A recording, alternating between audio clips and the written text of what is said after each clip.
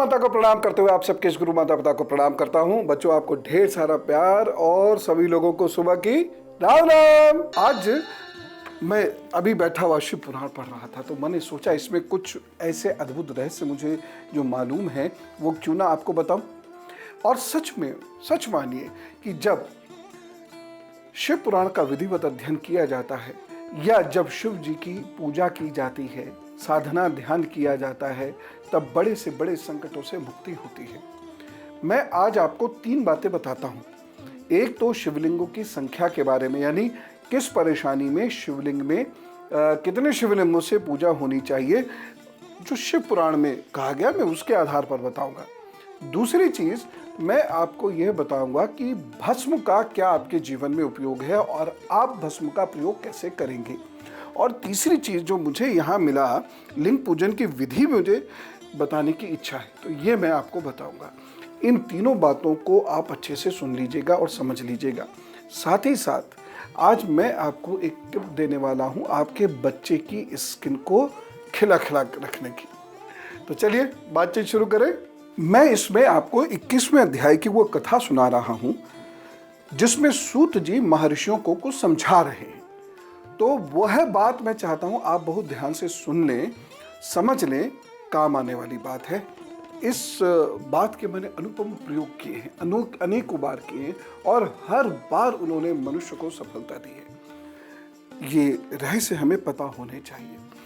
पहली बात तो सूत जी 3 प्रकार के शिवलिंगों के बारे में बता रहे हैं। सूत जी महर्षियों से कहते हैं 3 प्रकार के शिवलिंग होते हैं।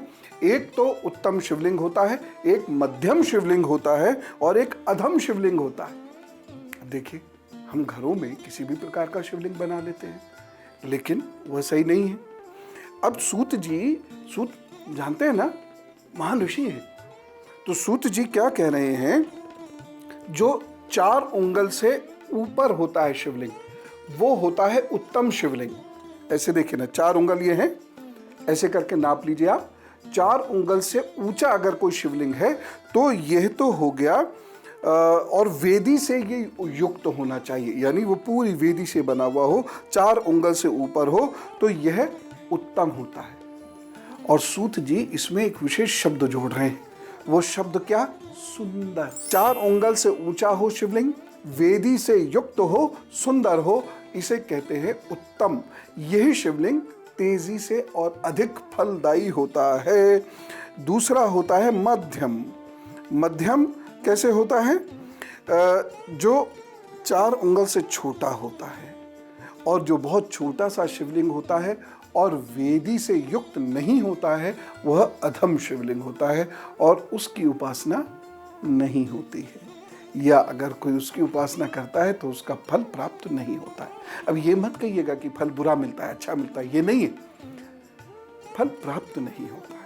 या बहुत सारे लोग कहते हैं भगवान नाराज हो जाते हैं, गुस्सा हो जाते हैं, ये छीन लेते हैं, वो छीन। भगवान को ऐसा कुछ नहीं होता, लेकिन फल आपको प्राप्त नहीं होगा। तो घर में आप घर में शिवलिंग रख सकते हैं, लेकिन उत्तम शिवलिंग ही होना चाहिए, नहीं तो मध्यम से काम चल जाएगा, लेकिन अधम शिवलिंग कभी नहीं होना चाहिए। सूत जी एक बात और कहते हैं, वो फटाफट आप सुन लीजिए। सूत जी कहते हैं बुद्धि की प्राप्ति के लिए 1000 पार्थिव शिवलिंग बनाकर उसका पूजन करें। धन की प्राप्ति के लिए 1500 शिवलिंग बनाकर उसका पूजन करें। उत्तम प्रकार के वस्त्र और सुविधाओं की प्राप्ति के लिए 500 शिवलिंग बनाकर उसका पूजन करें। कभी जीवन में तो ईश्वर ना करे कि बुद्धि की, विद्या की, धन धान्य की बहुत कमी हो जाए, लेकिन अगर कभी ऐसा वक्त आए तो इस प्रकार से इतने शिवलिंग आप स्वयं बनाकर उसकी पूजा करें, और ये शिवलिंग अधम ना हो, मध्यम अथवा उत्तम।